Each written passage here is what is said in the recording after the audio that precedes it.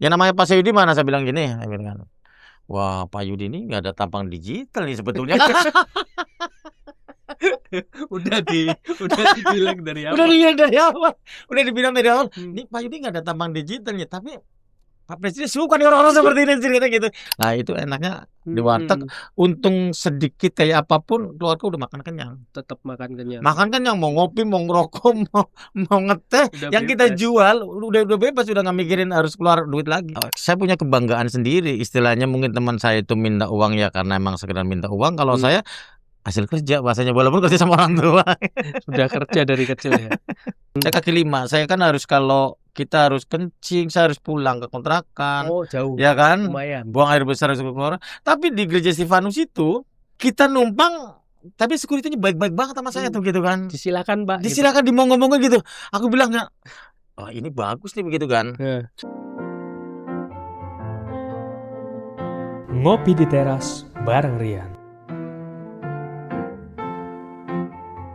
Ya teman-teman, selamat datang kembali di Ngopi di Teras bareng Rian. Kali ini kita di Jakarta Selatan ya, dengan Mas Yudi. Ini puji Tuhan banget. Terima kasih waktunya loh Mas Yudi. Ya sama-sama Mas Rian. Menyempatkan waktunya buat ngobrol-ngobrol bareng saya di sini. Saya juga terima kasih sudah diundang. Jadi kita sebelumnya sudah tahu mungkin beberapa, Mas Yudi sempat podcast di podcast Fix Mantap lah, terus kita kontak Mas Yudi, puji Tuhan mau ngobrol-ngobrol sama kita.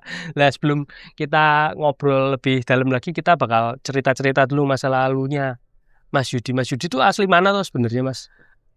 Aku asli Tegal Mas, saya lahiran Tegal tahun 73.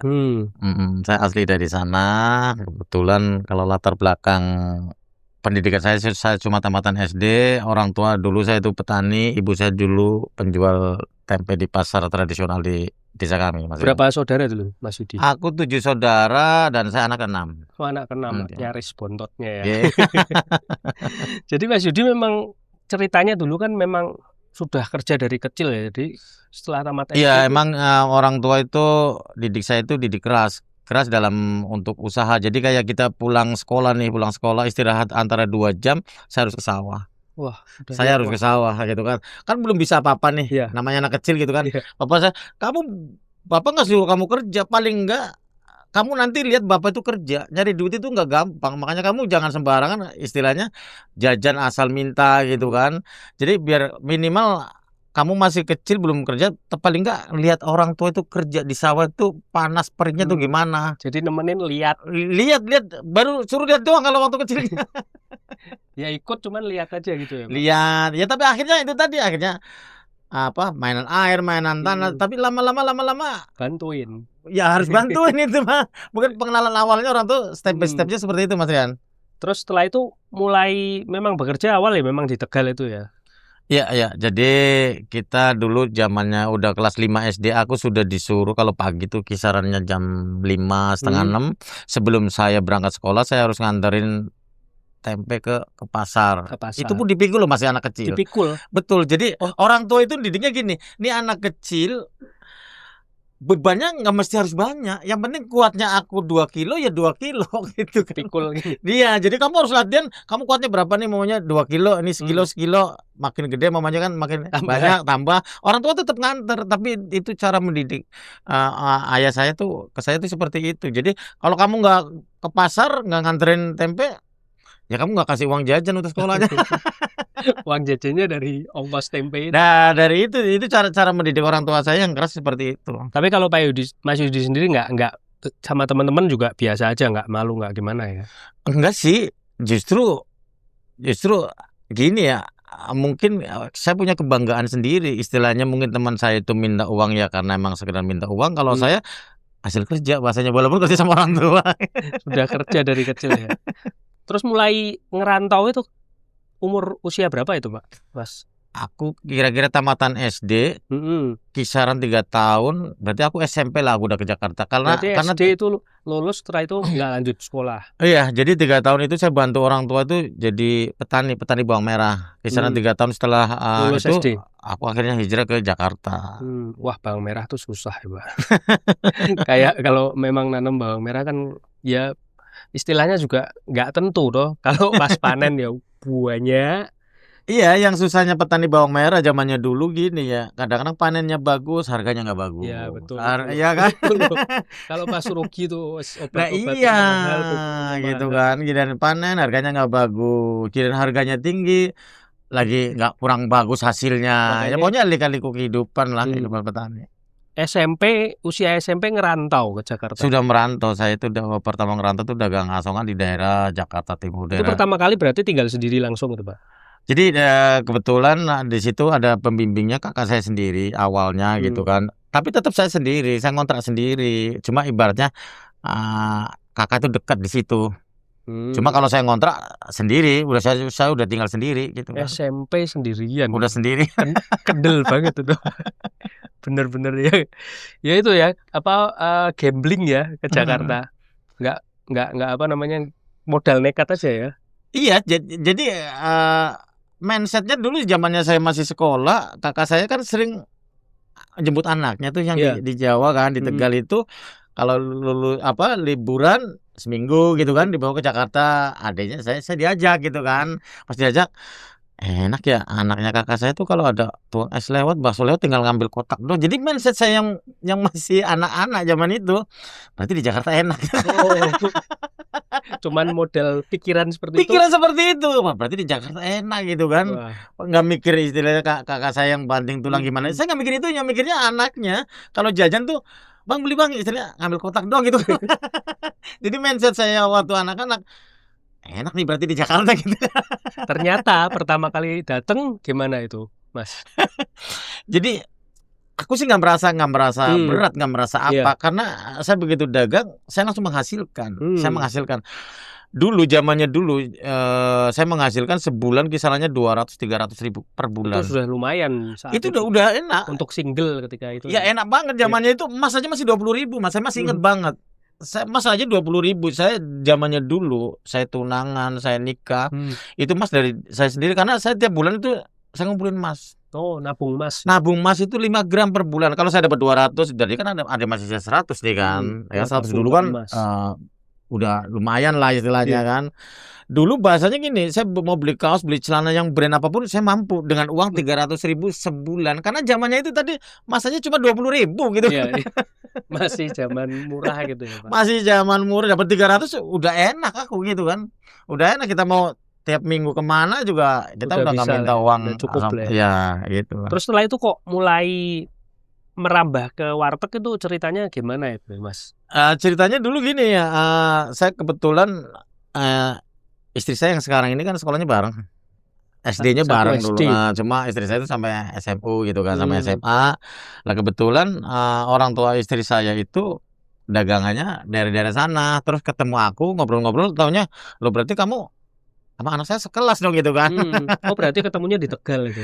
Enggak, di Jakarta waktu saya dagang itu. Oh, ketemu di calon Jakarta. Mertua waktu itu masih calon gitu kan. Nah, ketemu, ibu emang tinggal di mana? Saya bilang gitu. Di sana nih, gini. Ya udah, kapan-kapan aku main deh, soalnya anaknya kan sekelas gitu kan. Lama juga nggak ketemu. Lah itu singkat cerita, jadi jodohnya dari situ lah. Wow. Dari temen SD.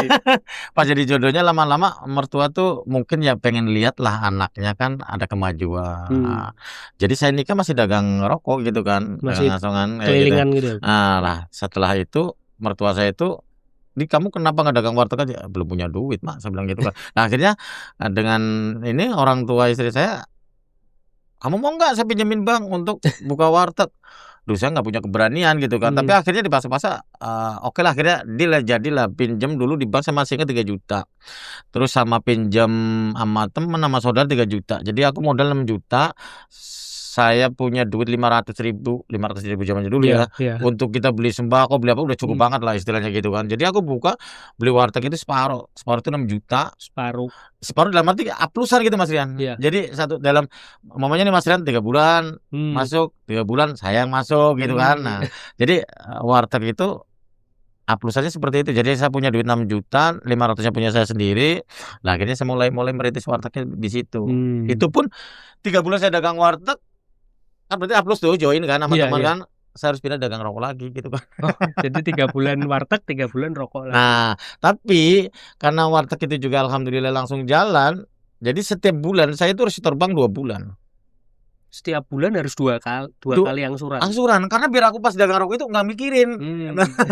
Langsung didobel Double gitu kan. Nanti kan pas dagang rokok udah saya nggak mikirin angsuran bank, karena otomatis untungnya kan sedikit tuh. Nah, jadi ya itu berawalnya seperti itu, berawalnya dari warteg ya seperti itu Mas Rian. Ketika itu kalau mulai dari asongan ke warteg itu ngerasa keuntungannya lebih enak yang mana itu Mas?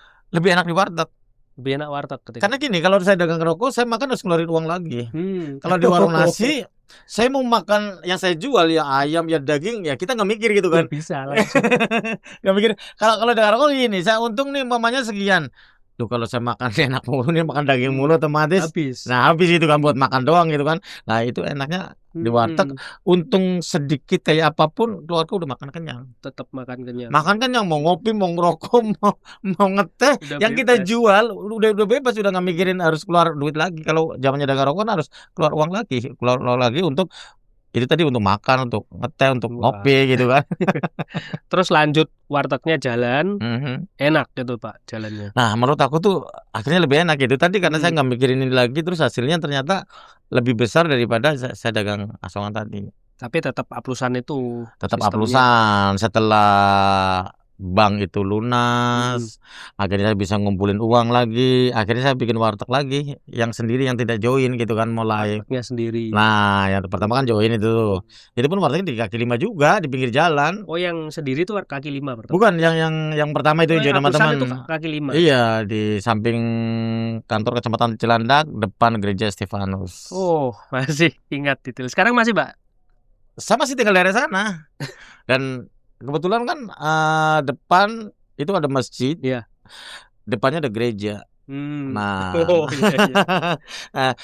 dua agama ini saling rukun gitu kan. Saya banyak belajar kok. Saya banyak belajar di situ. Saya banyak belajar di dulu kan kaki 5 begini ya. Saya kalau ke gereja Stefanus, saya banyak belajar dari mereka. Gimana tuh Pak? Terutama dari hal sebuah kebaikan. Dulu gini, saya kaki 5, saya kan harus, kalau kita harus kencing, saya harus pulang ke kontrakan. Oh jauh. Ya kan? Lumayan. Buang air besar harus keluar. Tapi di gereja Stefanus itu kita numpang, tapi security-nya baik-baik banget sama saya tuh gitu kan. Disilakan Pak. Disilakan gitu. Dimongong-mongong gitu. Aku bilang nggak, oh ini bagus nih begitu kan. Udah begitu, kalau setiap hari-hari besar dia punya pengobatan gratis Mas Rian. Iya. Dan saya belajarnya di situ. Saya belajarnya di situ bahwa kerukunan antar agama ini harus seperti ini gitu kan. Di gereja Stefanus itu dia tidak melihat KTP-nya agamanya apa. Pokoknya boleh gitu aja. Boleh gitu loh. Ini yang saya perlu belajar, dan alhamdulillah walaupun saya masih kecil-kecilan, saya sudah bisa mengimplementasikan saat aku tinggal di lingkungan masjid dan gereja Stefanus itu. Unik ya Pak berarti ya Pak. Memang pas itu tiap hari ketika itu bukanya ya Pak, Senin sampai Minggu pokoknya. Saya setiap hari. Nggak ada tutup. Tidak ada. Jadi dari pagi sampai kalau malam. Waktu dagang warteg di gereja Stefanus, dekat gereja Stefanus itu, aku buka antara jam 5:30, jam 6 sampai jam 9 malam. 5:30 pagi sampai jam 9 malam. 9 malam. Karena di situ kan lingkungan perkantoran. Jadi perkantoran kan rata-rata maksimal kayaknya jam 9 udah pada bubar gitu, maksimal ya gitu. Udah sepi. Jadi di situ aku mulai istirahatnya seperti itu. Selama berapa tahun tuh jalani itu Pak? Lama. Jadi aku keluar dari situ terakhir di eranya gubernurnya Ahok itu. Saya masih di situ. Oh, pas era gubernur Ahok kita kegusur gitu kan. yang joinan aplusan itu kegusur gitu kan, karena memang kaki 5 gitu kan. Udah nggak relevan lagi lah istilahnya kan kayak gitu, untuk penataan kota atau apa kan gitu kan. Lah saya belum lama keluar dari sana intinya. Oh iya, masih gubernurnya Ahok gitu kan. Kena gusur. Tapi saya udah punya cabang. Kena gusur tapi udah ada satu yang sendirian itu. Sudah ada itu. punya cabang. Yang satu itu di daerah mana ketika itu Pak? Masih di wilayah situ, masih di wilayah Cilandak juga. Yang pertama join, ini kedua di Antasari, kan masih wilayah situ juga. Antasari masih Jakarta Selatan. Terus ketiganya juga di situ juga masih di wilayah Cilandak, karena kita sering jalan-jalan situ, ngobrol sama istilahnya udah banyak teman di situ kan, otomatis tahu. Iya, kenal ya. Kenal. Waktu itu pas memutuskan buka yang pertama sendirian tuh, keberanian apa yang mendasari Mas Yudi ketika itu? Jadi gini ya, karena join kan pasti ada rasa nggak enak. namanya kita join kan punya pemimpin 2 tuh kan, kepala Kepala 2 2. kan, 2 kan. Mamanya nih Mas Rian pengen catnya hijau, aku pengennya catnya biru. Itu bisa berantem gitu kan. Iya. Tapi saya ada kisah unik ya di sini. Dulu aku kan punya pengalaman itu. Suatu saat saya main ke temen, ada temen itu yang joinan ngeluh sama saya Mas Rian. Tapi ini saya tiba-tiba bisa ngobrol enak ya, saya bingung ya gitu. Kamu kenapa? Ah, joinan saya begini Mas, jelekin lah intinya kan. Nanti pihak si B jelekin juga si A, si A jelekin si B. Kebetulan ngomongnya sama Mas Yudi semua. Iya, tapi sendiri-sendiri masing-masing gitu kan. Iya. Nah, salah satu teman saya ngomong, kamu harusnya bersyukur kalau mau berantem sama teman. Syukur gimana sih? Dia bilang gitu, syukur gimana sih? Orang kita begini jadi berantem kok jadi syukur. Cara Tuhan mengangkat derajat kamu. Loh kenapa? Kalau kamu nggak digituin, kamu nyaman terus sama teman kamu nggak berpikir untuk punya cabang. Wah. Tapi kenyataannya kamu sekarang punya cabang nggak? Iya ya punya. Teman kamu punya cabang nggak ya berantem? Iya. Itu caranya saya bilang gitu. Kenyataan yang ada kamu menjalani setelah kamu berantem mulai nggak nyaman nih. Akhirnya dua-duanya ngumpulin uang semangat nih kan untuk pengen punya cabang sendiri biar nggak join ini. Itu kenyataannya seperti itu. Sisi awalnya kita kadang-kadang sakit hati gitu kan. Teman gua sekarang dulu kayak apa, sekarang sama gua sekarang gini-gini. Kan rata-rata gitu kan. Tapi kalau diambil sisi positifnya kita bersyukur, aku ngomong bersyukur, dia sempat protes tadinya. Berantem bersyukur gimana? Setelah aku menjabarkan, oh iya juga ya. Lah iya caranya kamu tersakitin dulu, merasa tersakiti oleh diri kamu sendiri sebetulnya kok. Nah akhirnya kamu ngumpulin uang semangat, nyatanya kamu punya cabang 2 loh sekarang.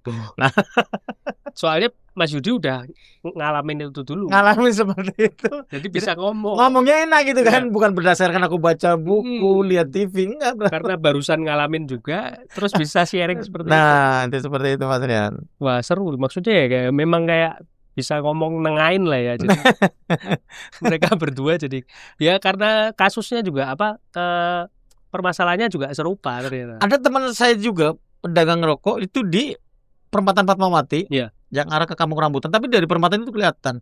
Itu unik juga Mas Rian. Jadi uniknya gini, dia kan habis jatuh banget lah. Intinya habis jatuh banget. Sampai sempat dia bisnis sama saya jatuh. Semuanya jatuh lah. Bahasanya semuanya dia jatuh lah intinya. Pas lama saya nggak main dia sempat membenci aku. Intinya, tapi aku tetap main. Kenapa kok membenci ketika itu, Pak? Ya pokoknya ada bisnis yang join sama dia merasa jatuh kayak drop bareng gitu ya.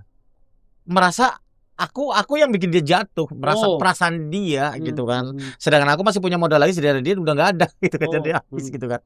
Lah aku sering main. Dia sempat kalau main dia pergi. Kayak nggak terima, hindarin. Suatu saat dia akhirnya ngobrol. Aku bilang, selama hidup kamu yang paling susah kapan?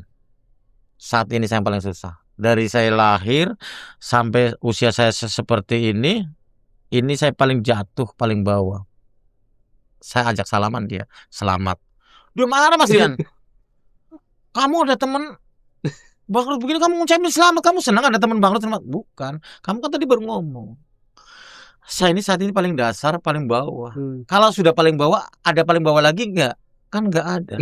Adanya tinggal naik ke atas. Coba kamu bola dibanting ke bawah, tinggal ke atas. Tinggal ke atas ya kan? Berarti makanya aku ngucapin selamat. Jadi kamu siap-siap aja. Membalnya itu. Tapi akhirnya dia senyum gitu kan. Kamu belum tahu artinya tapi kamu udah marah duluan. Mindsetnya kan ada teman susah, aku bersyukur gitu kan. Tapi sekarang alhamdulillah teman saya juga sekarang udah karirnya udah bagus. Wow. Kalau Mas Yudi dalam kemarin yang sempat kan waktu pertama kali itu kan warteg joinannya kena gusur tuh. Ketika itu sempat ngedrop nggak, Mas? Jadi saat itu saya nggak sempat ngedrop kalau menurut aku, karena saya sudah punya backup. Sudah ada backup yang satu itu. Itu pengalaman dari kakak saya. Jadi kakak saya kalau punya warung satu aja. Kalau saya nggak pengen punya warung satu aja. Kalau saya punya uang lagi, jadiin satu lagi. Rata-rata kan ngumpulin uang kadang-kadang kan gitu. Nah, jadi karena aku pengen suatu saatnya kalau usia saya sudah mungkin nggak produktif lagi di warung, ya paling nggak saya ada income dari warteg tanpa saya harus terlibat langsung di warteg gitu kan. Jadi sudah ada backup saat itu gitu. Jadi ketika kena gusur yang satu yang pertama kali itu ya nggak terlalu terasa. Nggak gitu terasa. Tapi yang aku pernah terasa saat aku tuh jatuh, saat aku tuh populer sebetulnya. Pas Saya populer. betul. Jadi saat itu aku diundang Presiden Jokowi tahun 2017, saya masih ingat di JCC. Orang lain mengeluh-ngeluhkan saya itu luar biasa hebat, ketemu presiden diundang kayak tamu undangan gitu kan, bukan sekedar kita nonton presiden lewat gitu kan, enggak kan? Dipanggil langsung. Dipanggil langsung, ya kan? Saat itu sebetulnya saya lagi terpuruk sebetulnya. Lagi kena apa itu? Ya, jadi gini, jadi ada teman punya bisnis perumahan, ya kecil-kecilan, properti kecil-kecilan yang paling 60 meter, 50 meter, 70 meter. RSS itu kali ya? Nah, jadi gini, kita di daerah Sawangan Cinangka, di situ kan masih banyak orang jual, kadang-kadang orang perkampungan ada orang jual 50 meter, 60 meter, kita nanti bikin, pikiran, karena teman saya itu lancar, jadi ya apa salahnya kita ikut gitu kan. Di situ justru saya ambruknya gini, saya bikin gak banyak, baru 4. Tapi gak ada yang laku dijual, Mas Rian. Kan bisa habis kan ke situ. Mandek di situ kan. Oh, jadi memang kayak tabungan, pikir buat investasi malah. Iya, malah nggak ada yang laku. Stuck, berhenti gitu kan. Ini nggak ada yang laku, duit saya habis saya sendirinya buat properti ini. Sampai saya punya mobil 2. Amblas semua juga. Mau nggak mau saya harus lepas gitu kan. Gara-gara properti itu. Tapi saya nggak sengaja ketemu seorang ustadz. Itu di daerah perempatan Fatmawati yang teman saya jualan rokok itu tadi, gerobakan rokok itu. Teman saya itu ternyata temannya ustadz, itu masih muda di bawah saya. Ternyata dia ahli hipnotis. Oh, hipnoterapi. Betul, tapi yang positif. Ya, jadi aku kan sering lihat mindsetnya orang di hipnotis kan begini, kita ngikutin gitu kan. Uya-uya. Nah, ini akhirnya dari obrolan itu, aku ngomong, Pak Ustadz, mau nggak main ke tempat saya? Diajarin main. Main ke tempat saya sekalian, siapa tahu Pak Ustadz nanti pas di sana rumah saya laku gitu kan. Didoain. Iya gitu kan, namanya kita kan dengan orang-orang religi, orang ustadz gitu kan. Ikhtiar namanya, kita ikhtiar. Pas di sana ngobrol-ngobrol, aku pengen deh di hipnotis tuh kayak apa sih? Gue pengen, bener nih pengen. Pak Ustadznya itu minta sama Pak Ustadznya. Iya, saya minta, saya pengen loh. Saya kan hanya lihat di TV-TV. Ya kan, pas lihat di TV-TV. Ya udah coba. Pas coba. Saya masih sadar, Mas Rian, saya masih sadar bahwa saya itu Yudi gitu kan. Cuma mulut saya sudah di alam bawah sadar. Ketika itu di hipnotisnya suruh duduk atau gimana itu, Mas? Jadi saya duduk begini, merem begini, terus ngikutin arahan dia istilahnya. Dia ngomong arahan dia, pas udah masuk gitu, saya masih sadar saya Yudi gitu kan. Tapi omongan saya sudah nggak bisa dikontrol. Nggak bisa dikontrol. Lah itu ada 2 pertanyaan kalau nggak salah yang membuat aku tuh habis itu bengong. Pertanyaan gini, nama kamu siapa? Di dunia warteg, Mas Yudi, saya bilang gitu kan. Nah, di dunia properti nama kamu siapa? Saya kok tiba-tiba mulut saya mengatakan Mamo. Kan bingung ya. Pokoknya singkat cerita udah selesai. Di dunia bisnis saya di warteg, Pak Yudi. Wartegnya Karisma udah kan. Di dunia properti saya ditanya Pak Ustadz itu Mamo, nama saya Mamo. Lah, saya berpikir-pikir, saya coba kolaborasi nih 2 nama nih, nama Karisma dengan nama saya di dunia properti Mamo. Aku kasih nama, kalau warteg Mamo singkat banget ya, jelek banget ya, nama gue sih Yudi gitu kan. Akhirnya Mamo Kak, saya ketemu. Makanya brand Mamo kan banyak. Mamo itu dunia properti, kayaknya Karisma saya gabungin. Dijadiin satu jadi Mamo. Tapi percaya nggak percaya Mas, habis itu karir saya up lagi, lebih dari yang sebelumnya. Propertinya laku gitu. Propertinya enggak lah. Tapi bisnis saya itu naik, malah properti saya nambah di sana, nggak dijual tapi yang ada nambah. Nah, itu kan sesuatu yang aneh ya. Akhirnya saya menggabungkan nama properti saya yang namanya, kok tiba-tiba saya mencetus nama Mamo. Ini dari mana ya? Saya kepikiran aja. Padahal nggak ada kepikiran. Saya kan nggak tahu mau ditanya apa, nggak tahu gitu. Tiba-tiba Mamo. Akhirnya itu tadi saya kepikiran, saya gabungin aja deh. Jadi properti sama warteg. Wartegnya udah berjalan namanya Karisma. Mamo dunia properti yang mandek nih. Jadi Mamo.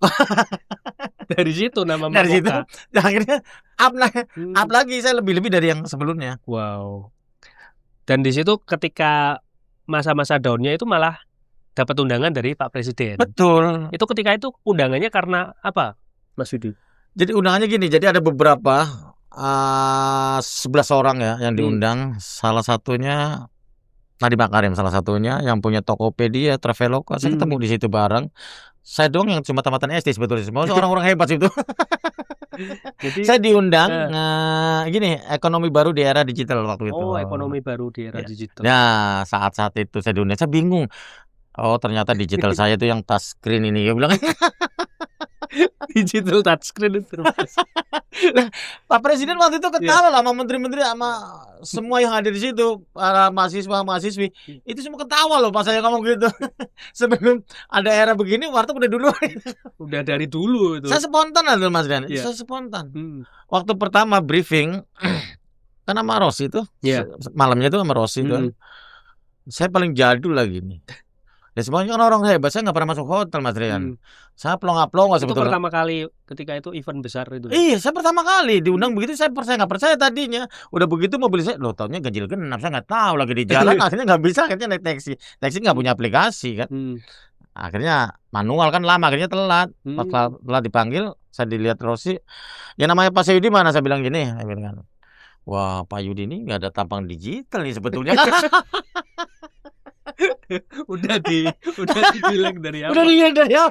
Udah dibilang dari awal. Nih Pak Yudi nggak ada tampang digitalnya, tapi Pak Presiden suka nih orang-orang seperti ini cerita gitu. Tapi benar pas aku diundang Presiden di sana, bikin ger suasana di sana.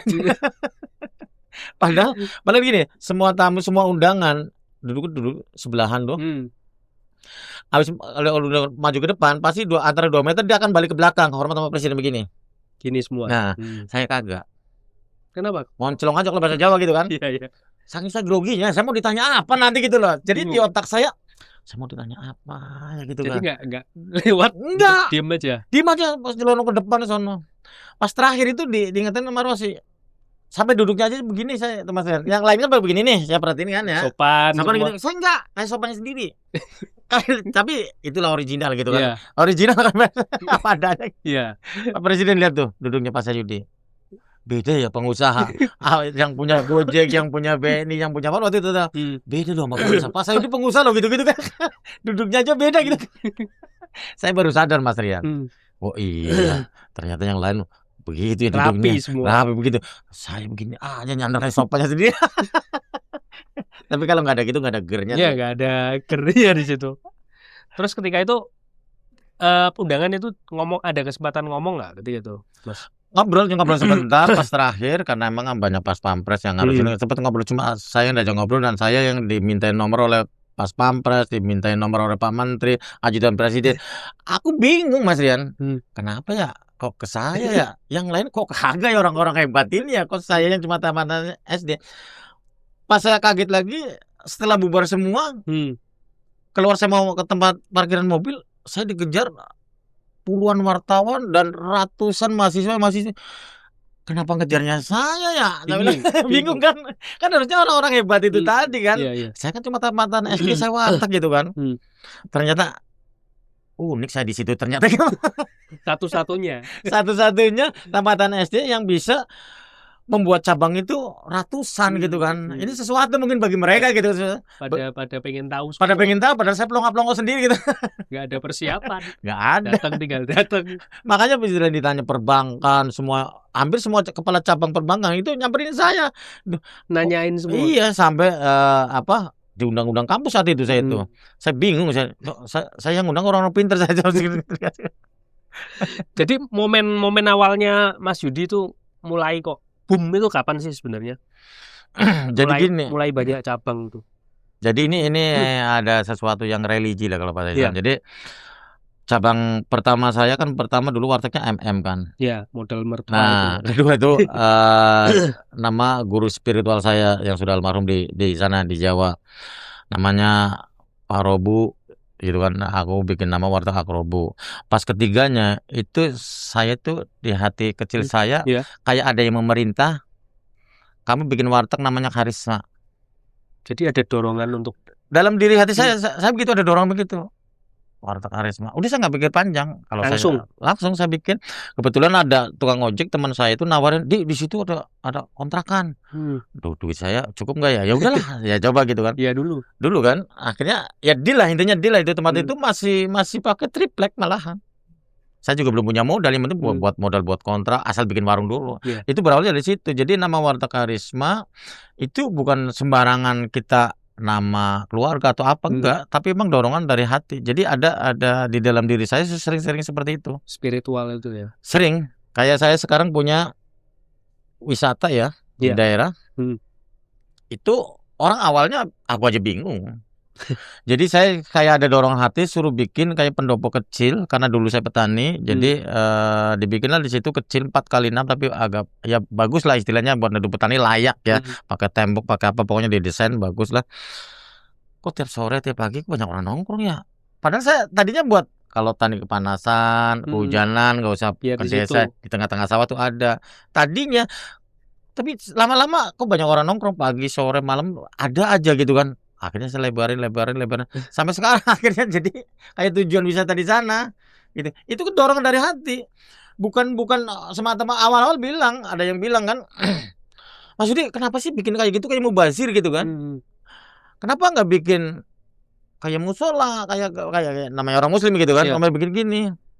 Tapi saya lagi bisa ngomong Mas Rian. Kalau saya lagi bisa berkata-kata ya susah ya. Jadi saya ngomong, emang semua orang tuh pengen masuk surga kalau meninggal.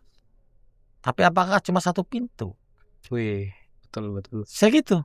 Sekarang saya nanya, kalau image-nya surga itu hanya tentang agamis, contohnya nggak ada guru matematika dong, guru agama semua sebenarnya. Saya gituin. Guru agama bagus, guru bahasa Indonesia mengajarkan kita bahasa Indonesia, ya pengen masuk surga juga dong. Yang ngajarkan kita ngitung, guru matematika pengen masuk surga. Semuanya ada jalannya masing-masing. Jadi yang jalannya ke pesantren ya monggo ke pesantren, yang musola-musolanya masjid-masjid, yang jalannya mamanya di kedokteran dengan kesehatan ya kesehatan. Mungkin saya jalannya di sini. Wow. Gitu. Dia melongo juga. Saya jawab begitu. Benar juga. Ya iya. Kan kamu bisa nulis, ya ada juga yang ngajarin nulis, kan nggak mesti guru agama juga. Guru agama bagus, bukannya jelek, semuanya bagus, tapi dengan bidangnya masing-masing. Aku bilang gitu, dia bilang melongo juga. Tapi bener sih Pak, Mas Yudi ini juga kan kayak sering dapat berarti ya, kayak tadi kayak Mamoka, terus kayak tadi disuruh bikin apa karisma. Betul. Ya itu kalau saya pikir juga itu kayak dari Tuhan juga. Tapi melalui hati kecilnya Mas Yudi itu. Betul. Emang sebetulnya Tuhan itu nggak kemana-mana. Iya benar. Kayak di dirinya. Tuhan itu kan beserta. Iya beserta. Beserta namanya beserta dimanapun. Beserta dimanapun ya ada. Termasuk di dalam diri kita gitu kan ya. Tuhan itu beserta. Itu gitu. Tapi Mas Yudi pernah nggak sih kayak pernah nggak ada fase ketika ada suara itu tapi menolak? Kan justru kalau saya menolak saya akan menyesal. Pernah berarti. Merasakan itu. Pernah menyesal ketika kalau saya tolak itu. Contoh ada beberapa dulu, contoh aku di jalan ya, yang belum lama ya masih saya di jalan, ada ibu-ibu itu nyapu tengah malam itu, kisaran jam 2 itu di Tegal ya. Saya lewat, aku kebetulan sama teman-teman, kok hati nuraninya saya suruh ngasih uang ke ibu-ibu tadi nyapu. Lah tanggung amat ya, udah lewat lagi ya, udah ntar lah. Akhirnya kan bareng-bareng tuh bertiga tuh sama temen. Akhirnya ke warteg saya tuh di Tegal. Aku balik lagi ya, saya bilang gitu. Ada apaan sih? Ganjel Mas Rian. Ada apa? Udahlah pokoknya saya pengen balik lagi. Ada yang tinggal, aku pura-pura gitu aja kan. Saya sono hilang, udah jauh kemana tau ya. Logika saya, ini kan orang nyapu, saya kan pergi kesini tuh paling-paling 15 menit. Cepet kan, saya balik lagi kan paling 15 menit nyampe sini. Paling nggak orang nyapu kan 15 menit, jangkauannya dari sini paling 200 meter, 100 meter atau berapa, sampai 300 400 meter nggak ada kanan kiri. Nggak ada. Saya nyesel. Itu saya sering seperti itu. Ada pengalaman lagi yang unik lagi di perempatan Fatmawati. Saya mau belanja ke pasar saya ke pasar Minggu. Yang masih belanja sendiri. Saya berhenti di lampu merah. Ada bapak-bapak yang standar motornya tuh belum dibalikin gitu ya. Lupa. Gitu ya. Hati saya nyuruh bilangin. Gitu kan? Saya baru mau mangap Mas Rian. Udah jalan udah lampu hijau. Kalah cepat sama lampu hijau. Kalah cepat. Omongan saya nyesel. Nggak lama kan ada Citos tuh. Sebelum ramai seperti sekarang, maju lagi tuh ada tambal ban. Sebelum tambal ban itu Citos, ban saya bocor. Saya tambal ban dong di situ. Mas, ini bocornya banyak banget. Ini nggak masuk logika apa sih? Kenapa bocornya banyak? Hmm. Perasaan dari lampu merah ke Citos nggak jauh. Tuh, ya udah Mas ganti, nggak ada bannya. Baru nggak ada, bekas pun nggak ada. Kan bingung nih. Iya. Lah saya mau ganti apa? Emang dia bocornya banyak banget kan? Ada kecil saya ngomong apa? Kamu sih aku suruh bilangin itu orang. Kenapa kamu lalai? Kalau saya mau protes, saya mau ngomong pelan. Ya Tuhan, saya bilang, iya ya aku lalai nih. Aku harus memperingatkan orang itu. Akhirnya saya dapat hukuman. Saya dapat hukuman. Dia cuma bisa bocor. minta maaf. Iya, hukumannya kontan itu. Dibayar kontan. Tunai ya kan? Cuman berapa meter? Berapa meter? Dilalahnya lagi tuh tadi. Ban bekas nggak ada. Ini lu nawarin apaan? Ditambal nggak bisa. Akhirnya sampainya dapat celele. Mas bisa pinjam motor nggak ya Mas? Sama tukang tambal bannya aja Mas. Barangkali saya nggak dipercaya untuk beli ban. Orang iya Mas, nanti saya kasih bensin. Anak buahnya mau, akhirnya saya kasih uang bensin itu 20.000. Ya kasih pinjam motor. Tapi yang pinjam kan tukang tambal bannya. Kalau saya kan ntar nggak dipercaya, dari motornya dibawa kabur kan. Iya. Walaupun motor saya di situ. Nah itulah pengalaman, salah satu pengalaman saya yang unik, yang kalau ada perintah dalam diri saya, ya lakukan. Ya harus lakukan sebetulnya, dan harus tunai. Kalau nggak tunai ada nyesel. Nah itu tadi yang tadi ada orang nyapu kan, kenapa saya nggak berhenti sih? Apa susahnya ngerem ya gitu kan?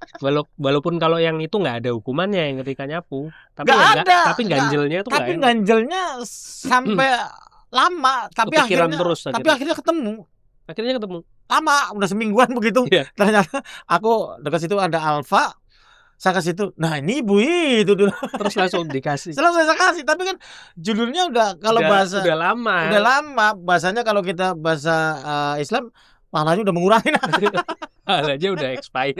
Udah expired gitu kan. Iya. Tapi memang kayak sebenarnya kan itu kan suara itu kan belum tentu suaranya benar. Nah, gimana Mas Yudi membedakan oh ini suara dari Tuhan nih? Oh ini bukan. Gini sama kalau tanya sama perempuan, kamu tahu nggak bedanya kena penyakit mules karena mau melahirkan, mau BAB, mau apa, pasti tahu. Kalau sering kita bermain kita di dalam diri kita, coba kita ya kan, kita mulusnya pengen cuma kentut apa BAB, apa mulusnya nahan kencing, apa mulusnya emang kita lapar atau kita punya GERD, kentut aja gitu ya. Tahu sebetulnya. Kalau kita sering ke dalam istilahnya, sebetulnya tahu. Refleksi itu ya. Tahu sebetulnya gitu kan, tahu. Minimal kalau untuk membedakan, minimal untuk gampangnya gini. Ini tuh kebaikan kok. Ya contohnya kita suruh ngasih nih, ini kebaikan kok nyatanya. Lakukan kecuali lu lempar tuh kacanya rumah tetangga. Gak bener. Ya jadi untuk membedakan itu ya untuk simpelnya kebaikan atau enggak ini.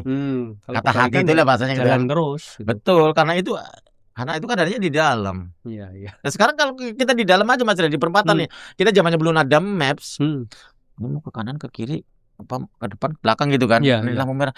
Di dalam ngobrol enggak saya tanya? Ngobrol. Kanan aja. Oh, kiri itu lah. Ada suaranya banyak. Ada kan? Ya. Berarti itu di dalam semua loh. Itu di dalam semua. Jadi memang sering-sering ngolah hati itu ya Pak? Ya sebetulnya seperti itu. Ya memang benar sih. Ya kan kita sendiri aja. Iya. Ngobrol sendiri, bisa marah sendiri, bisa nyanyi sendiri tanpa orang lain lihat. Dulu lagi nih kalau makanya saya malas sama ngobrol-ngobrol sama anak-anak muda, anak saya sendiri istilahnya kalau mau belanja nih ke pasar. Ntar dulu deh Pak. Ntar dulu deh Mas. Hujan. Kamu hujan kata di agama kita adalah anugerah. Kenapa kamu bikin seakan-akan keluhan? Buktikan dong. Buktinya gimana? Ya kamu jalan-jalan aja. Saya kalau hujan kecil Mas Rian, saya nggak mau pakai jas hujan di jalan. Terjang aja. Solusi saya gampang. Saya hobi nyanyi. Dalam hati saya nyanyi. Mau nyanyi dangdut, mau lagu itu terserah. Yang penting kan nggak keluar suaranya kan. Ada orang gila nanti gitu. Jadi nanti gitu. Itu nggak berasa. Nggak berasa tuh dingin, nggak ada. Ini saya belum lama. Lama. Kisaran 1 bulan saya di BC Fatmawati. Kebetulan hujan gede banget. Saya pakai jas hujan sebetulnya berangkatnya. Pulangnya karena udah selesai kan, saya buka jas hujan, saya tetap jalan. Pas security ngomong, Pak Yudi, hujan. Nggak apa-apa, Pak Satpam, saya pengen hujan-hujanan. Pas di perempatan Fatmawati berhenti kan lampu merah, hujan kan deras. Saya nyanyi dalam hati. Rumah saya udah deket, saya jauhin.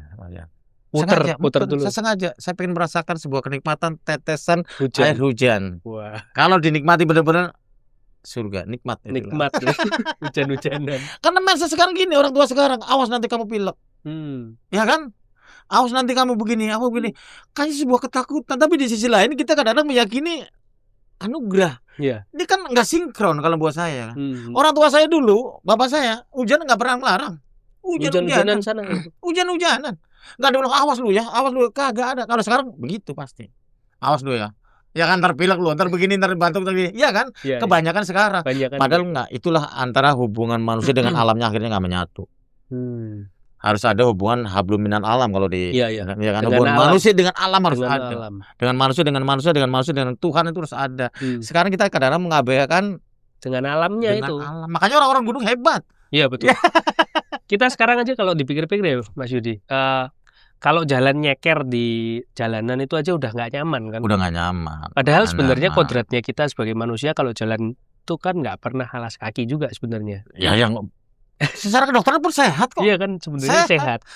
Tapi karena sudah terbiasa dengan akhirnya seperti itu. Makanya hubungan manusia dengan alamnya akhirnya akan jauh, seakan-akan jauh, merenggang. Walaupun ya sama sekarang dekat-dekat kadang-kadang main handphone masing-masing. Iya betul. Nempel begitu tapi diem semua.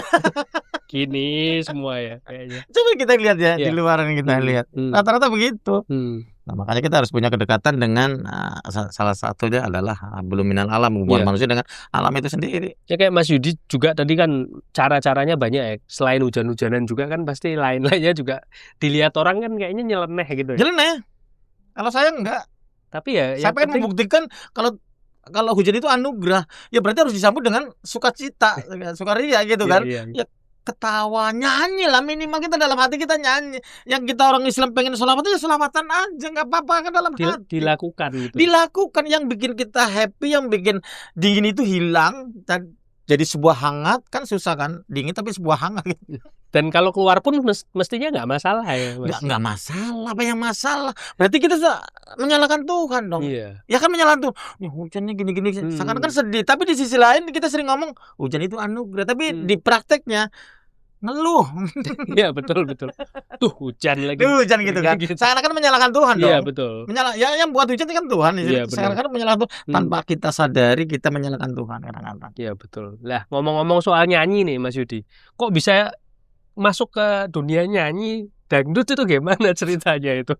Emang gini ya, saya hidup itu nggak punya konsep Mas Rian. Hidup saya itu ngalir. Mengalir saja.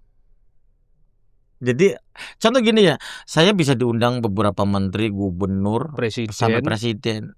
Jangankan kepikiran, mimpi aja nggak berani saya itu. Mimpi aja nggak berani. Ya kan, otomatis apalagi saya cuma tamat anak SD gitu kan. Mimpi aja nggak berani. Padahal mimpi gratis loh gitu. Iya. Tapi nggak berani. Nggak berani. Lah, dari dulu kan, zamannya saya dagang rokok, saya hampir tiap minggu tuh beli kaset. Kaset dangdut. Ya, yang saya beli kasetnya si A, Haji Uma, Umi LP, siapapun yang saya suka lagunya saya beli. Suka musik lah itu. Suka musiknya terutama di dangdut, walaupun pop juga beberapa saya suka gitu kan. Lah, tiba-tiba saya hajatan, saya ngundang artis, salah satu artis. Ketika itu ngundang siapa? Yang punya lagu Bang Toyib yang terkenal hitsnya Bang Toyib Pada Irma namanya. Nah dari situ aku mulai kenal. Terus saya diundang beberapa stasiun televisi. Di situ ada bintang tamunya, bareng kita ngobrol kayak gini. Akhirnya kita tukeran nomor, akhirnya merembet sampai terakhir saya bisa duet dengan Raja Dangdut dan Ratu Dangdut itu. Wow, sama Bang Haji Roma Irama, Umi Elvi Sukesi, Evita Mala dan yang lain. Itu nggak pernah terfikirkan sama sekali. Pertama kali nyanyi itu sama siapa, Mas? Dulu sama Superma. Sama Superma dulu. Ceritanya gimana itu? Dia hitsnya ada dia. Jadi dikenalin awalnya dari Ade Irma. Jadi saya mulai dikenalin temennya. Tapi kok Mas Yudi pengen nyanyi pertama kali itu? Saya dipaksa sama Superma, sama penciptanya Eko Saki. Dipaksa. Karena dia pernah ngelihat suara aku. Mas Yudi bisa nyanyi loh sebetulnya. Bisa nyanyi gitu kan. Pas diajak karaoke gitu. Mas Yudi bisa nyanyi loh. Ini bisa. Bisa. Kadang-kadang kan saya dihajatan, kadang dipaksa-paksa kan, ditarik-tarik kan ya. Walaupun muka saya flat gitu kan. Karena demam panggung. Akhirnya mungkin Superma, Mas Eko tuh ngeliat Mas Yudi sebetulnya bisa nyanyi, tinggal ngarahin doang gitu. Akhirnya lama-lama karena kita akrab, mulai punya ada keberanian. Wah, di dapur rekaman pertama kali rasanya gimana ketika pertama kali recording itu pertama kali rasanya? Ya tetap grogi, apalagi Superman suaranya bagus gitu kan. Dia punya lagu hits juga yang judulnya Ada Dia, ciptaan Mas Eko Saki. Nah, pikiran saya dulu nyanyi duet di sana juga nanti di dapur rekaman nyanyinya bareng, ternyata sendiri-sendiri kan? Sendiri, saya nggak pikir kok sendiri-sendiri ya. Ya itulah jalan Tuhan. Makanya hidup saya itu kalau ditanya orang konsepnya apa, kok bisa sekarang begini, enggak, saya nggak punya apa-apa, saya nggak punya konsep apa-apa, hidup saya itu ngalir aja. Karena saya banyak belajar dari segala sesuatu yang ngalir. Dan banyak nurut ini ya. Iya, kata hati lah, bahasanya gampang aja. Tapi dari sana. Betul. Contohnya belum lama saya nganterin karyawan pembantu ke salah satu daerah, kebetulan pagi jam 5. Itu kan sudah mulai ada matahari gitu yang terbit gitu malah. Betul, itu banyak burung tuh di jalan-jalan itu kan, karena di perkampungan kan. Pagi-pagi saya ngomong sama supir saya kan, kamu lihat itu burung apa? Burung tekukur. Makannya apa? Padi. Ada padi nggak? Nggak ada. Hidup nggak? Hidup. Tuh, perhatikan. Yang penting tugasnya burung bangun tidur terbang. Coba kalau kamu dipikirin, mau tidur aja nggak bisa tidur, tuh besok padinya di mana ya, di sini udah nggak ada ya, udah pada panen gitu kan, mau lari kemana ya, kepikirannya begitu. Tapi kamu lihat burung tuh, hidup. Kamu lihat sendiri kan, bukan katanya lagi. Kamu lihat cacing nggak di dalam tanah, gelap, tapi dia subur nggak? Subur. Makanya kamu lihat aja orang yang hidup yang ngalir. Burung bangun tidur nyanyi tuh, nyanyi dulu tuh kan. Kan ngobrol gitu, kayak ngobrol gitu. Habis itu terbang dia. Cari makan, pulang punya anak loh dia. Punya rumah loh dia. Karena dia imannya sama Tuhan udah 100%. Kalau kita pasang surut. Masih kalah sama burung ya. Kalah. Jadi kita bisa belajar itu dari alam, dari pohon, dari binatang, semuanya bisa kita pelajari. Wah. Kalau Mas Yudi sendiri dulu pertama kali yang pas mulai usaha itu, karyawan pertama kali berapa dulu? Dulu gajinya masih 35.000, 40.000. Berapa orang itu ketika itu pertama kali? Masih satu orang. Kita kan masih aktif kan. Suami istri masih aktif. 35.000, beras masih kisaran 40.000, beras satu karungnya 50 kilo. Zaman itu saya udah warteg juga. Terus mulai kan karyawan bertambah banyak itu untuk belajarnya juga, untuk ngarahin orang itu gimana? Jadi saya nggak punya karyawan banyak, saya punya cabang 1, 2, 3 mulai ada 1, 3. Lah ini saya mulai mumet ini hasilnya. Saya mulai mumet ini. Oh, jadi karyawan memang nggak masih karyawan semua nih, cabang sini karyawannya mamanya 2, sini ada yang 4, ada yang ini gitu kan. Saya cuma 1 doang, yang 2 karyawan lah istilahnya. Tambah mumet saya itu ternyata. Gara-gara punya karyawan lebih banyak itu mumet. Mumet saya itu harus kemana, tapi duitnya nggak nambah banyak, nggak sesuai dengan mumetnya bahasanya.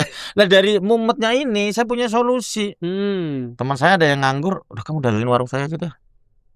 Mulai sharing itu ya. Iya, kamu karena aku tahu teman aku tuh pintar di warteg juga, sama seperti aku lah istilahnya kan. Udah biasa di warteg, udah kamu dagangin, sistemnya gimana? Udah yang penting bagi 2 aja untungnya. Gampangnya gitu. Gampang, nggak laporan. Mamanya nih, kontrakan sebulan ketemu berapa nih? Mamanya kalau kontrakan 30 berarti ketemu 2,5 kan sebulan, karena dibagi 12 gitu kan. Karyawan berapa? Ya sekian. Ya pokoknya yang penting kamu bayar listrik, bayar karyawan, kontrakan, ada sisa berapa nih? 2 juta. Ya kamu 1 juta, 1 juta. Simple, udah gitu aja. Mumet saya itu. Dari gitu doang Mas Rian. Dari gitu doang. Terus sampai detik ini sampai franchise itu. Iya, dari gitu doang kan, dari orang itu sendiri kan akhirnya lama-lama pengen punya sendiri dong. Iya.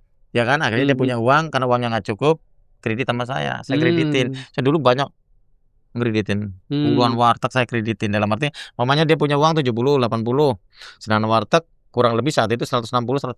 Pokoknya dia ada duit 50% atau kurang, sisanya kredit. Dan kreditnya pun nggak flat, tenornya pun bebas, kan lucu kan ya. Ya karena saya nggak sekolah, jadi jadi saya pengalaman punya bank kan mumet juga nih kalau udah tanggalnya udah mau deket. Jadi saya nggak pengen membebani orang saat itu dengan tanggalnya itu tadi. Mau tanggal 5 ya berarti kamu tanggal 5 ini setoran adanya cuma 2 juta, ada 1 juta. Jadi tiap bulan itu pasang surut. Mas Yudi kok bisa percaya dengan orang seperti itu? Ya kita kalau nggak percaya sama orang mau sampai lagi gitu kan ya. Maksudnya kok legowo gitu, maksudnya kayak. Jadi kayak gini Mas, kalau prinsip saya gini, saya pada dasarnya manusia itu sama kok, rasanya itu sama, dicubit juga sama-sama sakit gitu kan. Ya kan. Jadi kalau orang itu, saya sering ngomong gini, pasti ada kan di antara 10 ini pasti ada orang yang nggak jujur, ada orang yang nggak benar. Tapi itulah kehidupan, nggak mungkin. Mau presidennya siapa, mau negaranya dimanapun, pasti baik buruk itu beserta. Ya kan, orang yang suka tidak suka pasti beserta itu ada.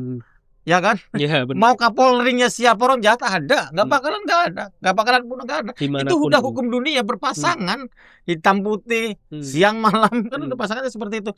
Jadi gini, aku tekankan sama orang aku yang istilahnya kredit atau apa, kenapa saya harus percaya aja gitu. Saya ngomong, kamu mungkin bisa membodohi aku, ya kan?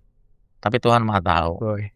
Tapi Tuhan Maha tahu. Mungkin aku yang dibohongin, yang dibodohin, dapatnya sedikit atau kita mungkin rugi, tapi aku mungkin lebih berkah. Mungkin saya nggak dapat sini, saya dapat yang lain.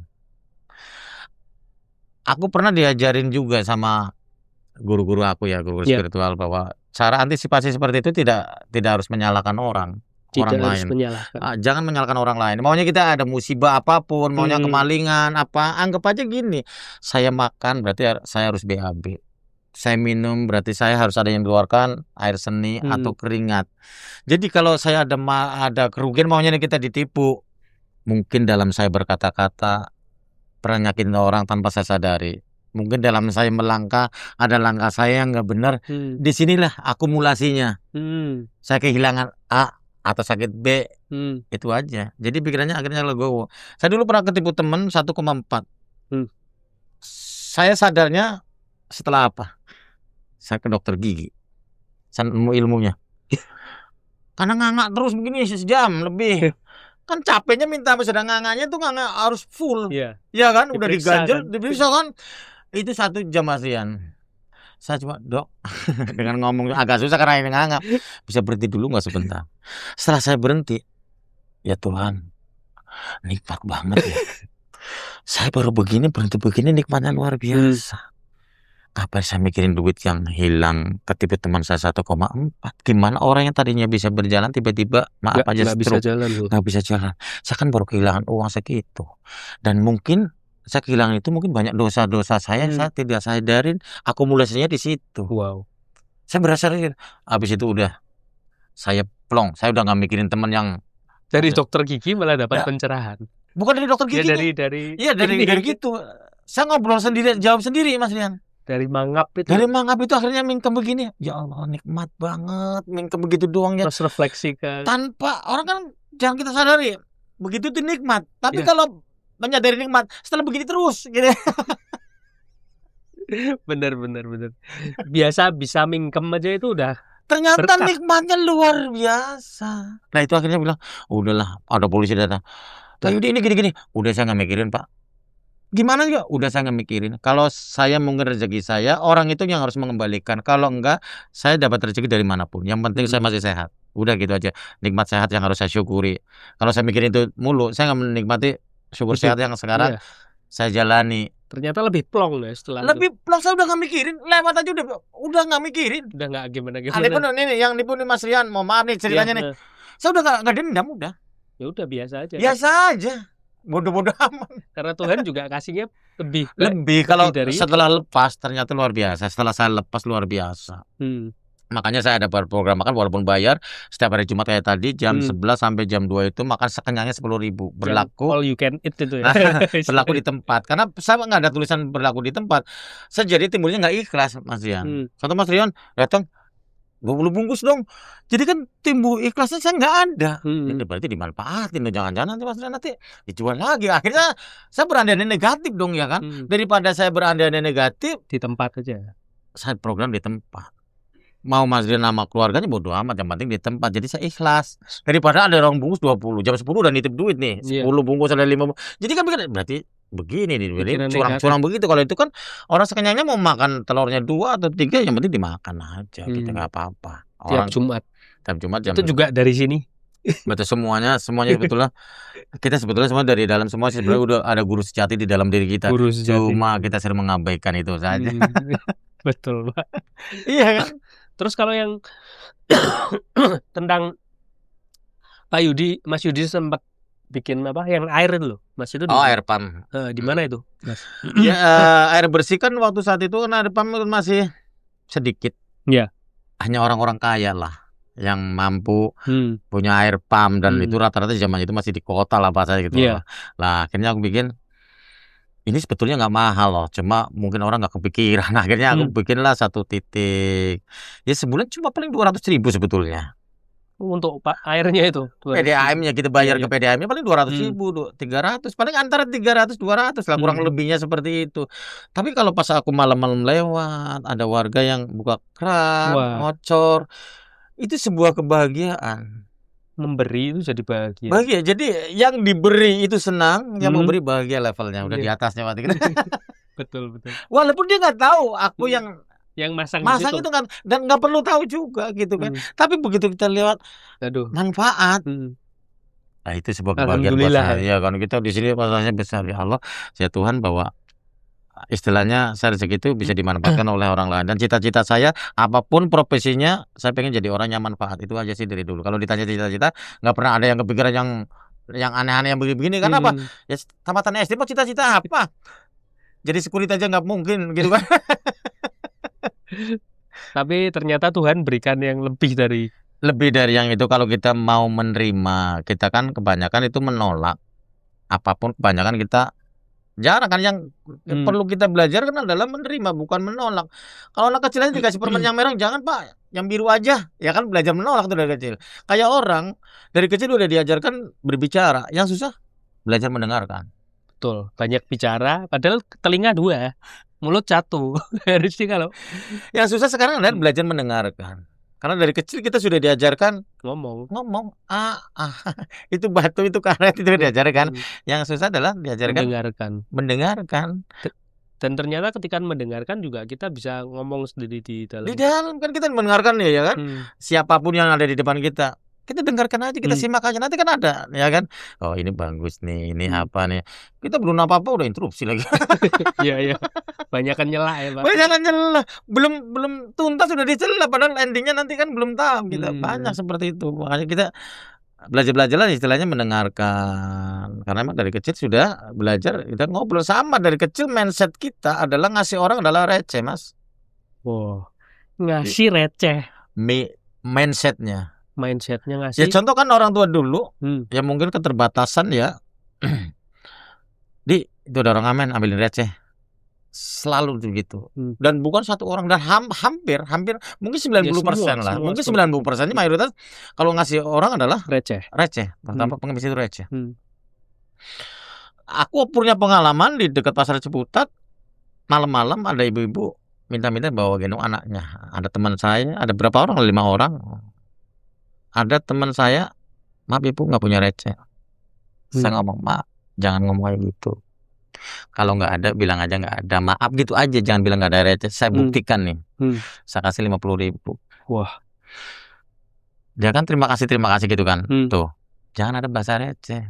Receh mindset kamu aja. Coba kamu kasih duit 1 juta, ya seneng aja. Kecuali kita kasih duit 50.000, jangan Pak, saya 1.000 rupiah aja. Bener, nggak boleh bilang ada embel-embelnya receh. Nggak usah. Jadi kalau saya, Mas Rian, prinsip saya gini, saya ngasih orang biar hati saya itu merdeka, jangan terbebani. Contoh saya pengen ngasih pengemis 100.000, saya kasih 100.000 aja. Kalau saya pengen ngasih 1.000 aja. Jadi bukan karena biar pahalanya banyak, enggak mikir gitu. Enggak pernah mikir kayak gitu. Jadi di sini aku pernah balik lagi ke sini. Saya pernah tuh masih begitu. Tukar duit 2.000-an, mau kemana Di? Ke ini pom bensin, mau kencing. Itu ceritanya tuh di perapatan Fatmawati itu. Ada pom bensin itu. Saya sering nongkrong di situ sama teman saya pedagang rokok itu kan. Ceritanya begitu. Pas di pom bensin ada orang nyapu. Petugas pom bensin. Saya disuruh ngasihnya 100 ya. Dari sini kerasa dari dalam. Padahal saya udah pegang duit 2.000-an nih dari teman saya. Tuker itu tadi. Saya kasih 100. Ya karena itu tadi pikiran saya begini, tapi perintah di sini ngikutin yang ini. Udah pastilah. Itu tadi orang kita kan kadang-kadang masalah gini ya, kita doa selalu pasti minta yang enak. Punya mobil yang 100 juta, pengennya 300. Udah kesampean 300, pengennya 500 juta. Naik terus. Pengen punya anak yang nurut, yang pinter, yang cakep, yang ganteng. Punya enak-enak. Punya istri yang nurut. Jangan suka nuntut. Punya enak semua kan. Tapi nggak pernah kita secara ngasih pun naik kelas, sering banget. Memberinya itu Memberi tetap aja. Betul. Jadi kalau saya cerita banyak pun berjam-jam, kalau saya bisa cerita banyak istilahnya. Dari teman saya yang ngeluh, saya kasih solusi seperti itu. Ya solusi itu sebenarnya nggak ada di pikiran saya, ngalir aja. Ya tapi memang intinya berbagi itu ya. Iya betul. Berbagi tanpa minta embel-embel. Jangan receh, maksudnya kayak jangan mikir recehnya. Kan malu Mas Rian. Mas Rian istilahnya ke hotel aja mau yang enak ya berarti yang mahal dong. Mau mobil yang enak berarti yang mahal dong. Kita sendiri aja coba dikasih orang tua 10.000 sama 20.000, senang mana? Senang 20. Sama orang dikasih. Kita sering minta kan selalu yang terbaik buat kita. Menurut kita ya, semuanya kalau minta doa sama Tuhan kan seperti itu. Pernah nggak ngasih yang terbaik buat orang? Jarang. Kita ke rumah sakit, beli salak aja yang murah. mau jenguk orang itu. Mau jenguk orang yang sakit, salak aja yang murah, yang 10.000, 15.000. Kita punya duit 50.000, berarti kelihatan banyak, udah dapat 5 kilo nih, mau kali 10.000 gitu kan. Padahal yang sakit juga tahu itu harganya 10.000 kok. Dibandingkan satu durian yang 500.000 juga tahu kok. Tapi mindset kita tuh lagi-lagi gitu. Kadang-kadang kita doa malu loh. Malu dengan permintaan kita yang banyak, tapi ngasih nggak pernah yang bagus. Cuman irit-irit. Ngirit-ngirit. Ngasih kaos yang orang yang 25.000 aja. Kadang kalau kita lagi sadar, Mas Rian, malu, sangat-sangat malu. Tapi untuk menumbuhkan niat seperti itu gimana, Mas Yudi? Kalau menurut Mas Yudi? Kalau aku, saya sering berjalan di kampung ke pasar-pasar tradisional, lihat-lihat orang-orang yang dagangnya lagi nggak laku, dilalerin, gitu kan. Istri saya tahu tuh, kalau bulan puasa nih, kalau sore kan banyak orang, kalau bahasa kita ngabuburit lah ya, nyari-nyari. Jual takjil. Nah, gitu kan keliling. Saya nyari yang sepi. Pedagang yang nggak ada pembelinya. Istri saya tahu banget itu kayak gitu. Kenapa sih Pak? Enggak, kalau dia udah rame. Pasti kalau sini nggak enak, nggak apa-apa. Saya bukan masalah enak nggak enaknya. Saya kan pedagang, masa pilih saya pedagang. Kita baru penglaris aja udah seneng banget. Apalagi harus punya trik berbagi dengan pedagang. Saya punya pengalaman pahit dan akhirnya jadi sebuah pelajaran. Jadi aku pernah di warung, ada seorang pedagang burung di kampung, sore-sore mau maghrib, dia makannya cuma sayur tempe.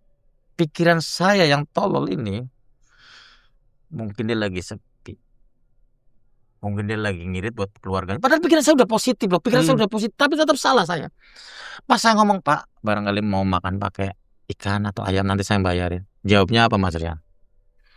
Saya bukan nggak ada uang untuk beli ayam atau untuk beli ikan. Saya lagi pengennya makan tempe. Saya tertampar Mas Rian. Nggak boleh lihat orang tuh dari fisiknya, penampilannya. Sumpah, ya Allah, saya itu sombong ya. Jadi saya udah nganggap ini adalah nggak punya uang. Kayak kesombongan itu ya. Saya pada pikiran awalnya saya udah mau bantu, tapi lewat sini, bukan lewat sini. Ya Allah, iya ini untuk pelajaran. Jadi trik saya sekarang kalau untuk sama berbagi dengan pedagang, saya kalau punya motor di kampung, saya hampir tidak pernah beli di pom bensin, Mas Rian. Bensin eceran. Wow. Contoh nih, Pertalite kalau diecer kan 12.000. Iya. Paling enggak saya 15.000. Terus Mas ini kembalinya udah buat ibu aja sisanya. Tapi kalau saya ujuk-ujuk saya kasih, Bu ini 3.000, marah. Tapi kalau saya beli produknya, beli jualannya, kita uang 20.000, sisanya jangan diambil. Itulah akhirnya saya belajar dari itu Mas Yan. Wah, berbaginya tipis-tipis dan nggak menyudutkan. Nggak merasa terhina, walaupun dia kaya. Saya ada pengalaman lagi, begitu lagi di warung tengah malam, ada beberapa orang yang makan termasuk saya, ada anak muda naik sepeda, taruh gobrak gitu aja sepeda. Bu, nasi rames berapa nih di kampung ya? 5.000 per bungkus. Aduh, 5.000. Kita ada duit cuma kalau nggak salah 8.000 tuh. Sedangkan saya bertiga, Bu, boleh nggak 8.000 bertiga? Nggak bisa Mas. Sedetik itu ngomong ke sisi pedagang nggak bisa. Saya udah mau ngomong, Mas Rian. Tapi telat sama bapak saya sebelah. Luar biasa nih bapak saya itu. Walaupun saya kenal, itu guru saya tuh, salah satu guru saya tuh. Walaupun ketemu. Anak muda itu keluar. Bapak itu lagi makan ditinggal tuh, gila ya. Lagi makan ditinggal.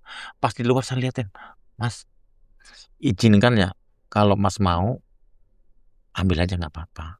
Tapi saya mohon maaf kalau Mas berkata Wow, luar biasa. merendahkan diri. Merendahkan, dia lagi makan ditinggal Mas Rian. Kalau saya ingat saya mau nangis loh, saya mau nangis. Karena apa? Luar biasa cara berbagi itu indah banget tanpa harus merendahkan. Ini kalau saya mau ngomong dia kayaknya mau berkaca, karena kalau saya ingat, saya kayak di depan saya itu tergambar waktu itu. Tapi inilah guru saya, salah satu guru saya. Wow. Di warung makan itu. Tuh kalau saya mau ini saya berkaca-kaca loh. Karena berbagi begitu tulusnya, dia segitunya. lari makan belum habis. Saya bilang gila, saya bilang gitu. Dan dia minta maaf Izin. Dulu izin. Nah, nanti sisanya saya yang bayar Mas. Jadi ada 8.000, yang 15.000 berarti 7.000-nya saya kalau diizinkan. Tapi saya mau gila, makan belum habis ditinggal ini bilang. Ini sebuah pelajaran buat saya Mas. Jadi makanya di sekeliling kita itu banyak guru-guru loh sebetulnya. Dengan anak kecil, dengan orang seperti itu, dengan orang sakit, dengan pohon, dengan binatang kayak apapun. Semua bisa jadi guru. Semua bisa jadi guru kita. Semua bisa jadi guru kita. Ini jadi kayak mau nangis ya. Karena saking terharunya dengan ini dua versi. Saya berbagi dengan cara saya yang tadi konyol, ada kesombongan, ya kan? Itu salah karena di sini, Pak. Di sini, bukan di sini. Pak di sini saya ditampar. Gila nih berbagi yang ini yang cantik, malu sama Tuhan. Malu sama Tuhan. Makanya kalau saya berbagi dengan pedagang, saya beli dagangannya dulu. Pernah tuh lebaran, Pak buat apa sih beli pisau, kata istri saya. Enggak apa-apa, lihat aja orang yang jualan ini pada rame-rame. Ini nenek-nenek jualan pisau. Jangan lihat pisaunya yang kayak gitu. Udah kita beli aja. Jadi sekarang udah kebiasa. Itu untuk menumbuhkan rasa syukur saya itu begitu Mas Rian caranya. Saya harus sering lihat orang sakit. Tumbuh rasa syukur sehat kita. Akhirnya kita nggak sayang untuk berbagi. Dan dengan ngelarisin aja udah berbagi. Udah berbagi dengan cara yang indah gitu kan. Makanya saya kalau naik motor di kampung hampir nggak pernah beli di pom bensin, bukan apa-apa. Saya pengen berbagi dengan sesama pedagang kayak saya gitu kan. Saya aja pernah mobil, saya pura-pura kehabisan. Beli 5 liter Bu, saya bilang gitu, ngirit aja buat 5 liter, padahal masih banyak. Gimana caranya kita mengemasnya itu aja Mas Rian, biar tidak melukai si pedagang. Dan kadang-kala kalau berbaginya nggak ikhlas tuh ya tertampar sendiri. Ya betul ya, itu makanya itu kan harus ada pengalaman, ya harus ada pengalaman pribadi yang tidak bisa saya harus baca buku baru begini. Enggak, kalau gitu kan nyes banget, jelek banget gitu kan, buset saya ditampar banget. Ternyata yang saya anggap itu miskin, dia makannya cuma sayur sama tempe, ternyata kata-katanya tuh gila menampar saya. Ini guru saya juga loh. Yang ini guru saya, yang satunya lagi guru saya. Guru saya itu banyak tuh di alam ini, di alam semesta ini. Tiap ketemu apapun ya bisa jadi sebuah guru. Termasuk semut apa bisa jadi guru kok, gila. Ya tiap ngomongan, tiap ngobrol, tiap semua kayaknya bisa jadi guru. Dan jadi guru. Ini yang penting Mas Yudi itu termasuk orang yang ngomong dengan Tuhan terus lewat sini. Dan denger kan, kayak denger terus kayaknya mengolah hati. Ya puji Tuhan sih, kayak gitu nggak gampang. Tapi makanya saya dengan lintas agama sebaik semua. Iya. Semuanya tidak ada karena yang agama jelek. kan juga cuman sebenarnya kan kulitnya Namanya kan sama aja. Semuanya mengajarkan kebaikan lah minimal. Agamanya mengajarkan ini boleh, ini nggak boleh kok. Ya kan? Ini halal, ini haram. Udah gitu doang. Kebenaran dan kebaikan itu doang, perpasangannya itu kan gitu. Jadi mau agama sama gitu. Kalau buat saya ya ajarannya penting, ajarannya itu adalah kebaikan ke semua kebaikan. Semuanya tergantung oknumnya, tergantung kitanya juga. Kalau Mas Yudi sendiri ada komunitas nggak sih untuk berbagi itu, atau memang ya cuman spontan aja? Saya sukanya spontan. Jadi lebih plong kalau menurut saya. Kalau komunitas mungkin bergerak bersama, jadi nunggu-nungguan. Iya, nunggu-nungguan. Kadang-kadang kita lihat, oh dia 100.000, ini 150, ini 200. Itu jadi bandingin ya? Iya, jadi saya kurang merdeka. Kalau saya pengen hidupnya merdeka, saya pengen ngasih orang tanpa harus melihat ini orang nyumbang 100, 200, sejuta, 2 juta. Enggak. Spontan aja. Spontan, saya lagi pengen 50.000 aja. Jadi saya nggak terbebani dengan sebelah saya nyumbang berapa, di atas saya atau di bawah saya, nggak terbebani. Saya nggak terbebani. Saya pengennya seperti itu. Iya. Wow, keren sih. Kalau orang kan kadang-kadang, dia nyumbang masjid ya 100 mensak. Saya udah nggak mikirin itu. Kalau walaupun saya cuma 5 sak, emang saya lagi pengennya. Ya itu tadi, orang ini lagi pengen tempe. Bukan masalah dia nggak punya uang. Bukan pengen ayam, bukan nggak bisa beli ayam. Orang coba tukang ayam goreng, bosan pengen tempe juga kan. Saya tukang, iya kan. Itu jadi kalau saya pengen ngasih nyumbang, jangan segini dong. Saya nggak mau. Akhirnya timbulnya kalaupun saya ngasih, saya nggak lepas, kan ikhlas. Betul. Iya, kalau saya pengennya banyak tapi ikhlas kalau bisa. Ya itu kalau istilahnya saya kayaknya intensinya positif, kayak niatnya murni. Nah, saya pengen adalah murni itu tadi. Yang ada di dalam kan masih suci lah istilahnya Iya. gitu kan. Nanti yang dikeluarkan mungkin kesuciannya gitu. Iya, benar. Tapi kalau udah mulai sini itu kadang banyak Nah, kotornya. ya ini istilahnya nafsu di sini nih kan. Iya. Banyak kayak mau pengen dilihat orang, mau apa. Iya. Tapi ketika dari sini ya memang lebih murni Nah, kalau hasilnya. dari sini itu tadi pengen dipuji, pengen bukan terpuji, kalau ini terpuji, kalau ini ingin dipuji kebanyakan. Betul. Kan beda kan? Ini terpuji nih, Ingin dipuji. Beda ya. Beda jauh sebetulnya, walaupun kata-katanya mirip gitu. Pujinya sama cuman niatnya beda. Ingin dipuji kan beda, pengen dilihat brandnya ya kan. Kalau Mas Yudi sering nggak? Maksudnya kayak beberapa kali berbagi tentang ngobrol-ngobrol kayak gini dengan orang tentang kebaikan terus berbagi itu sering kali. Sering sih, cuma aku jarang mau ngomong duluan kecuali orangnya sendiri kayaknya yang maksudnya gimana sih ya gini bisa, tapi kalau dulu gitu. Curhat apa gitu kan. Sebenarnya saya nggak pengen kalau gini orang kita merasa pinter kurang bagus buat saya gitu kan. Oh, ini kayaknya ini bodoh nih kayaknya ini. Aku harus ngobrol nih, harus ajarin. Itu salah kalau buat saya gitu kan. Dia kan bisa pura-pura aja kayak tadi berdagang itu betul, bisa aja. Betul. Jadi kalau emang saya nggak diminta enggak. Wah, jadi ya pokoknya kalau diajak baru oke. Iya, sebab begini sama nih. Mas Rian, saya minta airnya dong. Saya minta makan dong. Kalaupun dikasih dengan sendirinya, dengan saya minta beda. Pasti saat itu butuh banget. Makanya kita di jalan masih ingat, dulu saya dikasih apa gitu kan, air putih di sana nih di perempatan lampu merah ini ada gitu. Itu kapan sampai kita tua, sampai kita meninggal masih ingat loh. Tapi kalau kita disuguhkan beda dengan saya yang meminta. Minta itu saya butuh. Jadi kalau orang itu tidak meminta, bukan kita pelit, bukan dia nggak minta. Kalau nggak minta tiba-tiba saya ngasih solusi gini, lah siapa yang minta? Siapa yang minta pendapat? Malu sendiri dong, ya kan? Itu. Nah, iya, dia lagi diem aja, bukan dia lagi nggak punya solusi, punya. Makanya kalau nggak diminta yang, kalau diminta pun kita harus ya gimana gitu, nggak terlalu lepas juga sih, gitu kan. Kalau Mas Yudi sendiri yang masih diingat sampai sekarang kebaikan dari Tuhan apa lewat orang yang benar-benar ini loh, kayaknya yang jadi inspirasiku utama untuk jadi bisa berbagi. Memang dari Tuhan tapi lewat orang-orang lewat peristiwa, lewat orang yang paling diingat. Ya banyak sih, terutama terutama selama hidup ini orang tua lah, karena saya terutama adalah orang tua, walaupun semuanya pasti ada lah. Terutama orang tua yang dulu istilahnya gimana caranya kamu tuh jadi orangnya manfaat, terus gimana caranya kamu itu fokus, kamu lihat katanya gitu kan, ada orang yang serba bisa, orang itu pasti nggak sukses. Contoh musim panas dagang musim durian dagang durian, musim rambutan dagang rambutan. Orang ini kata serba orang tua saya serba bisa, tapi dia tidak akan fokus karena dia tidak akan sukses. Karena tidak ada yang dititik fokuskan. Sama Mas Rian, kalau kita nembak burung, mata kita tutup, walaupun dua. Fokus. Walaupun nggak disuruh loh. Nggak disuruh pasti orang otomatis itu dari Tuhan itu, coba.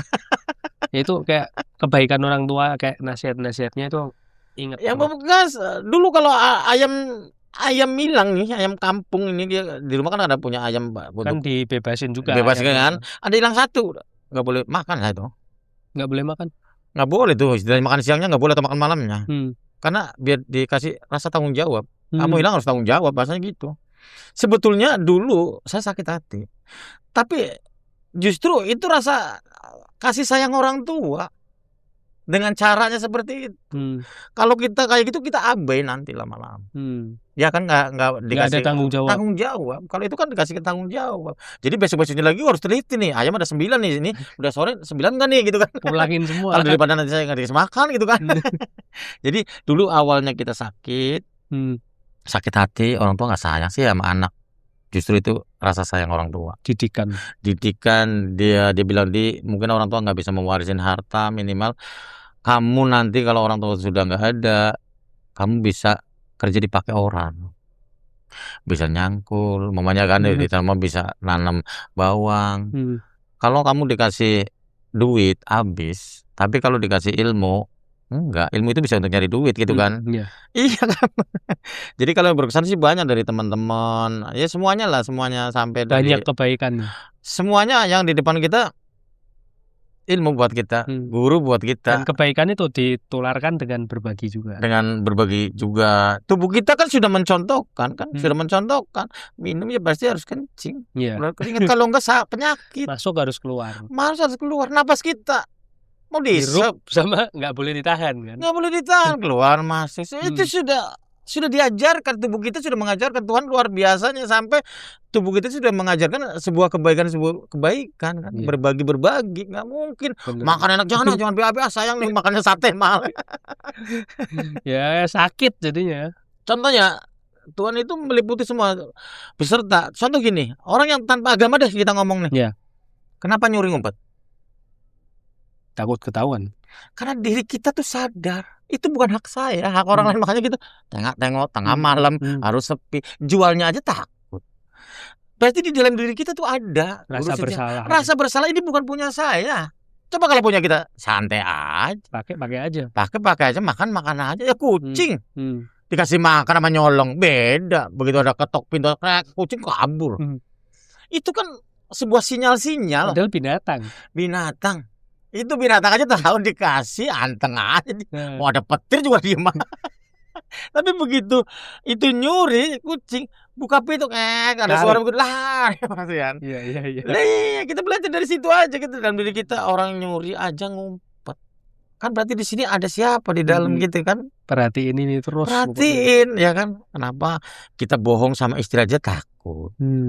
Ya kan mau keluar nih, aku mau kemana Mas Rian? Padahal kita ke sebelah mamanya. Itu istri gila pulang saya takut Mas sama istri. Takutnya gini. Jangan-jangan Mas Rian punya nomor saya nanti. Jangan-jangan nanti. Ini lagi. Betul. Makanya itu tadilah kita sering ke dalam olah hati seperti itu. Makanya walaupun hati kecil, bilangnya hati kecil. Ya, kalau kita perhatikan dampaknya besar. Luar biasa. Kalau ini sumur, ini kolamnya baru. Iya kan? Bener. Ini nimbanya ke sini gitu. Kalau ini sumbernya yang di sini itu tadi kolamnya untuk implementasinya biar gampang seperti itu. Iya, betul. Ini dalam loh sebenarnya. Terpuji, ingin dipuji gitu kan. Mantap banget. Wah, seru banget ngobrol ini. Kayaknya kalau ngobrolin tentang kebaikan nggak ada habisnya. Nggak ada habisnya. Lama. Terus kalau Mas Yudi, mungkin ada pesan-pesan buat teman-teman di sini untuk yang kadang-kala juga kayak saya juga tuh kalau buat berbagi juga kan maksudnya belum totalitas. Untuk biar kita bisa lebih berbagi tuh gimana mindsetnya Mas Yudi? Ya kalau menurut aku sih jadi diri sendiri. Jadi diri sendiri itu penting banget. Kita sering iri dengan apa yang diraih orang, ya kan? Apa yang dicapai orang. Tapi kita lupa di dalam diri manusia semuanya punya min plus. Punya ya kan? Iya. Min plusnya pasti ada.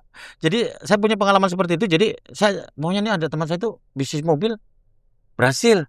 Pengen bisnis mobil juga? Jangan kalau menurut saya. Contohnya lagi nih, guru masing-masing. Guru matematika ada. Karena dia punya kelebihan di matematika. Guru IPA ada, guru agama ada dan lain-lainnya gitu kan. Jangan semuanya harus guru matematika, semua bahasa Inggris, semua. Dunia ini nggak berwarna. Jadi gali diri kita.